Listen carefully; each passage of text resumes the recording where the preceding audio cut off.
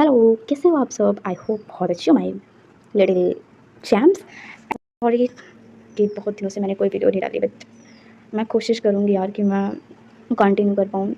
थोड़ा ना, जब लाइफ में प्रॉब्लम्स आती हैं तो चीज़ें नहीं कंटिन्यू हो पाती हैं, ठीक है, लेकिन मैं ट्राई करूँगी कि मैं डेली डालूँ, ठीक है। तो चलो शुरू करते हैं आपका मैरीग्लैंड, ठीक है। तो सबसे पहले इसके फंक्शन देखते हैं, उसके बाद हम अच्छे से इसको तुम्हें रिवाइज करा देंगे, पूरा टॉपिक है, ठीक है। तो सबसे पहले ये जो आपकी ग्लैंड है ऊपर से समझते हैं ये, क्योंकि कभी कभी इसका पाथवे भी इस टाइप से लिखने को आ जाता है। तो सबसे पहले हम इधर को समझ लेते हैं, फिर देन हम इसका पाथवे देख लेंगे, ठीक है। और सबसे पहले ये आपकी रिब्स हैं, ठीक है। ये यहाँ पे रिब्स पाई जाती हैं और ये मसल बिटवीन रिब्स हैं। जो आपकी रिब्स होती हैं, जो आपकी रिब्स हैं, ये मसल्स आती हैं और फिर इसके बाद ये रिब्स आती हैं, ठीक है। तो मसल्स बिटवीन ये रिब्स हैं आपकी, फिर आती है पेक्टोरियल्स, मेजर मसल्स। ये जो पेक्टोरियल्स है ना, ये आपकी मेजर मसल्स हैं, ठीक है। फिर यहाँ पे आप आ जाओ, ये आपकी फैट है। तो मैं एक चीज़ में बता दूँ, जो आपका मेमोरी ग्लैंड्स होते हैं ना, वो फैट का ही मॉडिफाई होते हैं। जो स्वेट ग्लैंड फैट्स होती हैं हमारी, उन्हीं की मॉडिफाई करके बनी होती है। जो आपकी मेमोरी ग्लैंड जिसकी मतलब जो है वो फैट से ही बनी होती हैं, ठीक है। इसीलिए यहाँ पे फैटी टिश्यू पाए जाते हैं मेमोरी ग्लैंड में, इसीलिए फैटी टिश्यू पाए जाते हैं, ठीक है। और ये मेमोरी लोब्यूल है, लोब है, ठीक है। फिर आते हैं मेमोरी एल्वियस, ये आपके एल्वियस हैं। जो मेमोरी लोब्यूल्स हैं, लोब ये इस टाइप का लोब बनाता है, इसी के अंदर ही आपकी एल्वलाई होती हैं, ठीक है। फिर आती है मेमोरी डक्ट, ये आपकी मेमोरी डक्ट है। फिर आता है आपका एम्पुला, ठीक है। फिर इलेक्टिफेरस डक्ट, ठीक है। और फिर निकल आते हैं जो एरोला होता है ना, एरोला का जो ये ब्लैक पार्ट होता है ना, उसी को हम एरोला बोलते हैं, ठीक है। जो आपका ब्लैक पार्ट होता है उसी को हम क्या एरोला बोलते हैं। आपको क्लियर हुआ ये डायग्राम? ओके, अच्छे समझ में आ चुका होगा, ठीक है। ठीक है, अब समझो इसके सारे फंक्शंस, हम बिल्कुल इसके सारे में हम फंक्शन समझेंगे। एक सेकेंड वेट करना थोड़ा। हाँ, अब समझते हैं इसके सारे फंक्शंस, हम अच्छे से समझेंगे। और देखो, आपका आ सकता है ये जो क्वेश्चंस आपके ना, डायग्राम तो बहुत रेयर है कि आपका डायग्राम बनाना आए, बट टू बी हॉनेस्ट मैं एक बताऊँगी, शायद इसका पाथवे आ सकता है आपको बनाने के लिए, या फिर इसके वन वर्ड में क्वेश्चन आ सकता है, मतलब वन आंसर में आ सकता है, या फिर एक शॉर्ट आंसर आ सकता है, इसी टाइप के क्वेश्चन आएंगे, या फिर आपका MCQ में आ सकता है, ठीक है। ये इतना ऐसे क्वेश्चंस आ सकते हैं, ठीक है। तो सबसे पहले मेमोरी ग्लैंड समझते हैं, यहाँ इधर आ जाओ, ठीक है। मेमोरी ग्लैंड क्या, सबसे पहले इसकी मीनिंग समझते हैं क्या है। हमने पहले बताया था मेमोरी ग्लैंड का, ठीक है। तो सबसे पहले समझते हैं mammary glands are modified sweat glands that produce milk for the nourishment of the newborn baby. जो आपकी मेमोरी ग्लैंड होती है, किसकी मॉडिफाइड होती है? स्वेट ग्लैंड की मॉडिफाइड होती हैं। और उनमें पाया कि वो फैटी टिश्यू भी उसमें पाए जाते हैं, याद रखना। और ये प्रोड्यूस क्या करते हैं? मिल्क प्रोड्यूस करते हैं। और किसे नरिशमेंट करते हैं? जो न्यू बॉर्न बेबी होता है उसे नरिशमेंट के लिए होता है, ठीक। इसकी लोकेशन देखो क्या है, इसकी लोकेशन देखो, a pair of mammary glands are present in the each female on the chest wall on. चलो इसकी लोकेशन देखते हैं। A pair of mammary glands are present each female on the chest wall, one on each side. जो आपकी memory gland होती है female, इस types की होती है ना, जो ये इसकी चेस्ट की ईच साइड होती है, ठीक है। The extend from the second to the sixth ribs to the mid axillary line, lateral to sternum and covering the pectoral region. अब ये समझो कि इन्होंने कैसे बताया। जैसे आपकी जो रिब्स होती हैं, ये रिब्स है ना, ये वाली देखो, मैं रफली डायग्राम बनाऊंगी तो ज़्यादा वो मत जाना कि ये कैसे बना दी। ये रफली डायग्राम आपका है। तो यहाँ पे एक सेकंड वेट करना, ये मैजिक पेन हटाना पड़ेगा मुझे, क्योंकि इससे आपको क्लियर नहीं हो पाएगा डायग्राम, ठीक है। इसीलिए ये आपकी वॉल है, ठीक है। ये मतलब समझ लो रफ डायग्राम है, ठीक है। ये आपकी रिब्स हैं, ठीक है। रिब्स, ये आपकी मान लो ये क्या है? रिब्स हैं, ठीक है। अब हमने पहली रिब्स छोड़ दी, ठीक है। और यहाँ से जो 6 रिब है, यहीं पे आपकी मेमोरी ग्लैंड पाई जाती है। यहाँ पे मिड जो एक्सिलरी लाइन है, वहाँ पे लेटरल रिब्स में, ठीक है। जो स्टर्नम है उसके लेटरल रिब्स में, ठीक है। Lateral to the sternum and covering the pectoral region. ये किससे कवर होती हैं? पेक्टोरियल रीजन से कवर होती हैं, ठीक है। तो मैंने डायग्राम मतलब समझा दिया है आपको। ये डायग्राम जो है मैंने आपको पूरा जितना डायग्राम में समझा दिया कि कैसे होता है। लेकिन तो अगर आपने क्लास 11th में ब्रीदिंग चैप्टर पढ़ा होगा, ठीक है, क्लास 11th में अगर आपने ब्रीदिंग चैप्टर पढ़ा होता, ठीक है, तो वहाँ पे ना ये चीज़ें बहुत अच्छे से समझाई गई हैं, ठीक है। अगर आपने फोकसली पढ़ा होगा तो सही बात है। अगर आपने नहीं पढ़ा तो एक बार किसी भी मैम का या सर का वन शॉट लेक्चर देख लो। तो ये वाली जो लाइन है, ये चीज़ वाली जो लाइन है ना, आप क्लियर हो जाएगी और अच्छे से। ठीक है, तो चलो हम स्ट्रक्चर पे अब आते हैं। इसके स्ट्रक्चर है, the mammary glands is a compound ट्यूबो alveolar gland. ये जो आपकी मेमरी ग्लैंड होती है कंपाउंड, जैसे ये कंपाउंड मान, एक में से सर्कल मान लो, जस्ट लाइक जैसे सर्कल है, इसी के अंदर ये ट्यूब मतलब ऐसे करके ट्यूब्यूल्स होते हैं, इसी के अंदर एल्विलर होते हैं, एल्विलर ग्लैंड होती हैं। इट हैज़ द 15 से 20 लोब होते हैं। कितने होते हैं? 15 से 20 लोब होते हैं। Each lobe has a number of lobules. और जितने भी आपके लोब्स होते हैं वो नंबर ऑफ लोब्यूल्स में आते हैं। ठीक है, सबसे पहले आपका लोब्स आएंगे, ठीक है, फिर आपका लोब्यूल्स आएंगे, देन आपकी एल्वेलाई आएंगे। जैसे ये आपका लोब्यूल बना, मतलब जैसे ही आपका ये लोब बना, अब लोब के अंदर आपके लोब्यूल्स बनेंगे, लोब्यूल्स के अंदर आपकी एल्वेलाई बनेंगी। ठीक है, एल्वेलाई ही आपकी मिल्क सिक्रेट करती हैं।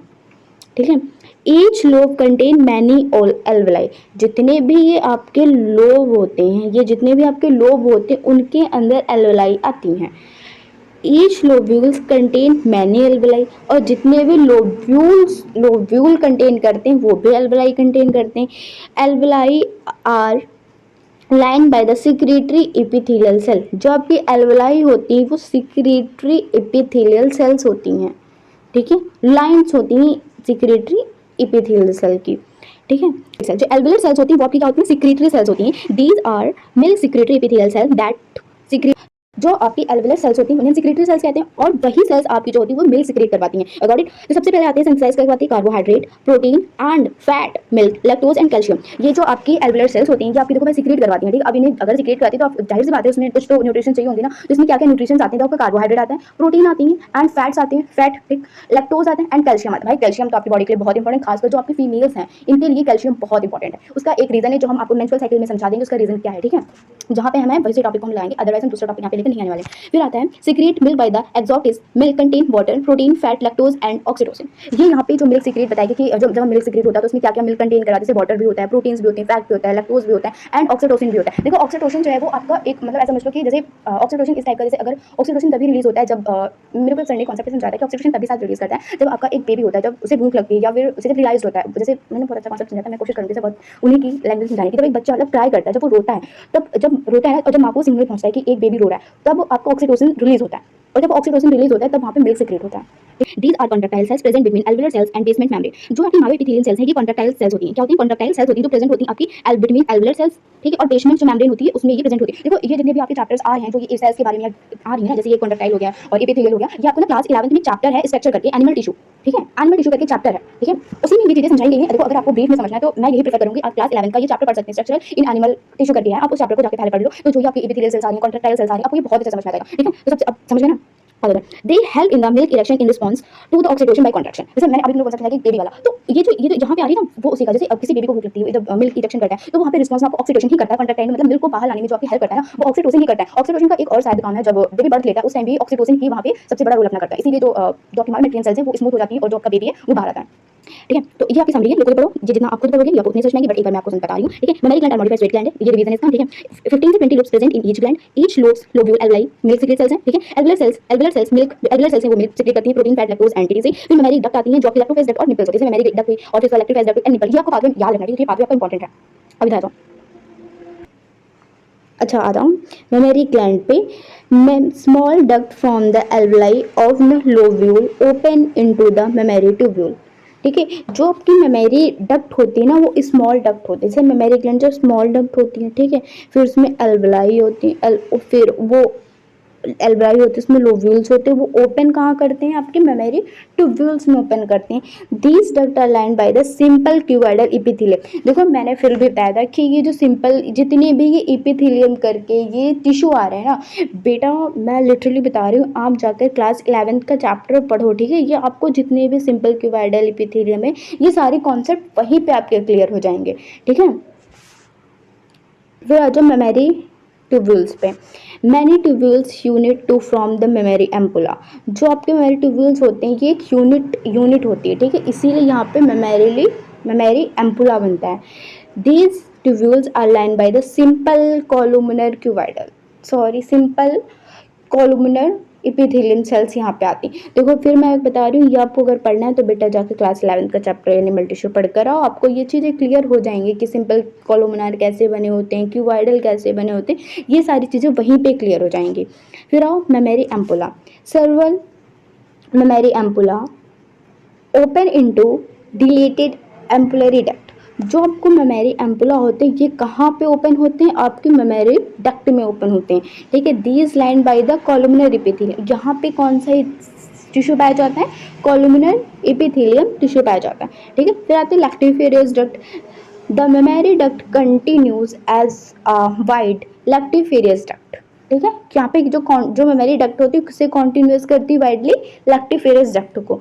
यहाँ पे कितने, यहाँ पे 10 से 15 लैक्टिफेरस डक्ट्स होते हैं जो ओपन कहाँ होते हैं, निप्पल्स में ओपन होते हैं। कितने होते हैं, 10 से 15 आपके लैक्टिफेरस डक्ट होते हैं और कहाँ पे ओपन होते हैं, निप्पल में, ठीक है। अब निप्पल देखो, निप्पल को पैपिला भी बोलते हैं, ठीक है। और निप्पल को बेबी शॉक करता है, इसीलिए जब वो निप्पल को सक करता है ऑक्सीटोसिन रिस्पॉन्स करता है और जो मिल्क है इंजेक्शन करके बेबी के माउथ में आता है।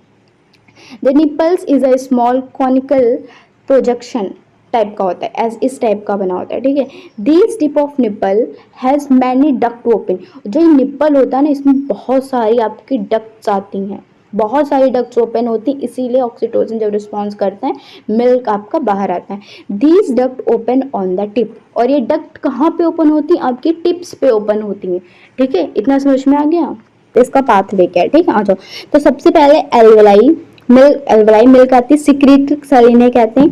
फिर डक्ट आती है, जो आपके डक्ट होती है स्मॉल डक्ट होती है। फिर ट्यूब्यूल्स आते हैं, many tubules unite into unite to from the ampulla, ये ट्यूब्यूल्स आते हैं और मेमोरी एम्पुला, इन दोनों को हम जब मिलाते हैं, ट्यूब्यूल और मेमोरी एम्पुला को जब हम इन दोनों को मिलाते हैं तो ये मैनी ट्यूब्यूल्स बनते हैं एम्पुला में, ठीक है।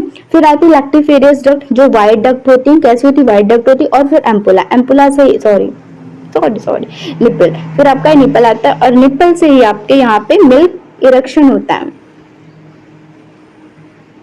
फिर क्विकली रिवीजन कराऊं या खुद ही कर लोगे, चलो मैं ही कराती हूँ, ठीक है। एक बार ब्रीफ जो भी आपने एक बार माइंड में सेट हो जाए। लोकेशन इसकी क्या, pectoral region, second to the 6 ribs, lateral to sternum mid axillary line, ठीक है। फिर आता है structure, compound tubuloalveolar gland होती है। फिर मिल्क सिक्रेशन एल्वुलर सेल्स करते हैं, मिल्क सिक्रेशन कौन करता है, एल्वुलर सेल्स करते हैं। मिल्क इंजेक्शन कहाँ पे होता है, मायोएपिथेलियम सेल्स बाय ऑक्सीटोसिन। फिर पाथवे क्या है, एल्वलाई है, डक्ट है, ट्यूब्यूल्स है, एम्पुला है, लैक्टिफेस डक्ट है और निपल है। फिर यहाँ पे जो इंपॉर्टेंट टर्म्स है जो आपको समझना चाहिए, देखो अब मैं समझाऊँ तुम लोगों को, जो ये इंपॉर्टेंट टर्म्स है इनको मत भूलना, क्योंकि यही आपके एमसीक्यू के अकॉर्डिंग आ सकते हैं, ठीक है। इनको मत भूलना क्योंकि ये आपके एमसीक्यू टाइप में आ सकते हैं। तो सबसे पहले एल्वलाई, मिल्क सिक्रेटिंग सेल है, क्या है, मिल्क सिक्रेटिंग सेल है। फिर जो लोब्यूल्स है, स्मॉल क्लस्टर ऑफ एल्वलाई है। लोब्स जो है वो लोब्स कितने होते हैं, 15 से 20 लोब्स होते हैं। मेमोरी जो डक्ट है वो डक्ट फॉर्मेड बाय लोब्यूल्स, ठीक है। फिर लैक्टिफेरस डक्ट आते हैं, डक्ट ऑफ निपल होती है। जो एम्पुला होती है widen part of lactiferous duct. Alveolar जो होता है pigment area around the nipple, जो एल्वुलर जैसे ये निपल है ना, इसके जो अराउंड जो ये ब्लैक या ब्राउन कलर का जो पिगमेंट होता है वो एल्वुलर है। फिर ऑक्सीटोसिन क्या है, hormone for a milk injection, ये हार्मोन है मिल्क इंजेक्शन के लिए। यहाँ पे देखो सेम है, ठीक है, तो ये आपको समझ लेना, ठीक है, मैं ऐसे नहीं करवा रही। अब एक बात और ध्यान से सुनना, बहुत को बताने वाली हूँ, ठीक है, लाइफ से रिलेटेड, जो आपको बहुत अच्छे समझनी है मेरी बातें, और प्रॉमिस करो कि आप वो अपनी लाइफ में इम्प्लीमेंट करोगे, उन्हें खुद अप्लाई करोगे, किसी को अप्लाई करने नहीं दोगे। अपनी लाइफ का कंट्रोल अपनी लाइफ में खुद रखो, अपनी लाइफ का कंट्रोल, किसी भी पर्सन को इतना मत अपनी लाइफ में लाओ कि वो आपके लाइफ को कंट्रोल करने लगे। फर्स्ट पॉइंट, ठीक है। ये है, आप अभी 11th में हो, सॉरी आप अभी 12th में हो, आप अभी आपकी एज 16 या 17 साल होगी, ठीक है। जब जिस एज में मैं थी उसी एज में आ जाओ आपको, ठीक है। आज आप उसी एज में जिस एज में शायद मैं 4-5 साल पहले थी। तो मैं एक तुम लोगों को ना लाइफ का एक लेसन समझाने वाली, बहुत अच्छा है, जो मैंने खुद अपनी लाइफ से सीखा है। कभी भी किसी के भी कहने पे कोई चीज़ मत करना, फर्स्ट ऑफ में आपको आइडियल डॉटर, आइडियल बेटा, ideal student, ideal friend, ideal other चीज़ बनने की ज़रूरत नहीं है। ठीक है? आपको वो आदर्श बेटा बनकर चलने की ज़रूरत नहीं है। फर्स्ट इम्पॉर्टेंट बात मेरी ये है, जो मैंने गलती करी, ठीक है? वो मत करना। तुम्हारा जो मन हो तुम वो करना, अपनी लाइफ के डिसीजन तुम खुद लेना। तुम्हें बहुत लोग बोलेंगे ये मत करो, वो मत करो, तुम्हें जो अच्छा लगे तुम वो करना। सबसे इम्पोर्टेंट पहली बात तो अपना पैशन कभी मत छोड़ना, उसे हमेशा फॉलो करते चलना, ठीक है? सेकेंड ये है, अभी आपके बोर्ड्स ख़त्म हो जाएंगे कुछ मंथ बाद, ठीक है? आपको किसी चीज़ की भी तैयारी करनी है, नीट की करनी है या कोई भी एग्ज़ाम आपको लेकर चलना है, सबसे पहली बात आपको कोई भी एग्ज़ाम करना हो, नीट ले लो, ठीक है? मैंने खुद नीट की प्रिपरेशन करी है, तो मैं उसी के बारे में बताऊँगी, ठीक है? क्योंकि अदर एग्ज़ाम्स मैंने नहीं किए, मेरा नीट क्वालिफाई नहीं हुआ, ठीक है? मुझे बहुत ताने पड़े, हाँ, क्योंकि इस साल मैंने अपना जो नीट का लूप है वो मैंने ब्रेक कर दिया। आई एम अ ड्रॉपर, मैं ड्रॉपर थी, ठीक है? नहीं हुआ, बट टू बी हॉनेस्ट मैं बिल्कुल भी वो नहीं उदास नहीं हूँ कि मेरा क्यों नहीं हुआ, मैंने बहुत मेहनत करी, मेरा नहीं हुआ, ठीक है? लेकिन एक बात हमेशा याद रखना, लोग ना जब तुम्हारा नहीं होगा बहुत कुछ तुम्हें ताने देंगे। सबसे पहली बात तुम्हें जो करना है अपना हाइड करके करो, किसी को मत बताओ तुम क्या कर रहे हो। जिस दिन तुम्हारा हो जाएगा ना उस दिन हर कोई जान जाएगा। ये सबसे पहली चीज़ लेकर आओ। और मोस्ट इम्पॉर्टेंट, दोस्त एक ही बनाओ। देखो, दोस्त सिर्फ ना एक ही रखो लाइफ में, सिर्फ एक, only one friend in whole life. बाकी दोस्ती चौकीदारी में मत चलो, क्योंकि अभी आपके पास बहुत टाइम है, ठीक है? अभी बहुत टाइम, आपके अभी 9-10 मंथ हैं। बहुत अच्छे से सोच समझ कर आप फैसला लेना अपनी लाइफ का कि आपको आगे क्या करना है। बहुत मतलब इस तरह से सोचना है कि आपको अगले 5 साल में ना रिग्रेट फील ना हो, ठीक है? कि मैंने ऐसा क्यों किया, ठीक है? क्योंकि जब सब आगे निकल जाएंगे ना आप वहीं पे खड़े हो गए, और आप जब अपनी लाइफ के पीछे मुड़कर देखोगे ना आपको कोई वहाँ पे नहीं मिलेगा। इसीलिए जो मन है अभी सोच लो, अभी आपके पास 9 मंथ है, ठीक है?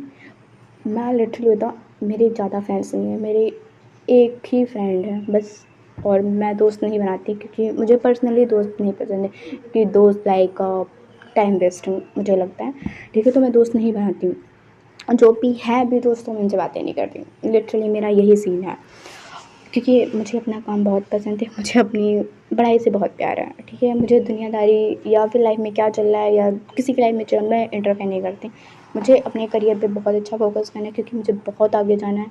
मुझे अपना एक ऐसा करियर बनाना है जहाँ पे मैं सिर्फ मैं हूँ, वहाँ पे कोई और दूसरा ना आके मुझे इंटरफेयर कर पाए कि तुमने वो क्यों नहीं किया, तुमने ये, क्योंकि मुझे अभी ताने मिल रहे हैं, मैं अभी सुन रही हूँ क्योंकि मेरा अभी रिजल्ट आया है, तो मुझे पता है कि मुझे क्या क्या ताने सुनने को मिल रहा है। तो कि इतने साल हो गए तब भी इसका नहीं हुआ, ये कर क्या रही थी, वॉटएवर, मुझे फ़र्क नहीं पड़ता, ठीक है? जो मैं कर रही थी बहुत सॉलिड कर रही थी, अब उससे पीछा छूट गया मेरा, ठीक है? तो अपनी लाइफ का कंट्रोल खुद है। अभी आपके पास 9-10 महीने हैं, अच्छे से सोच लो, अच्छे से समझ लो।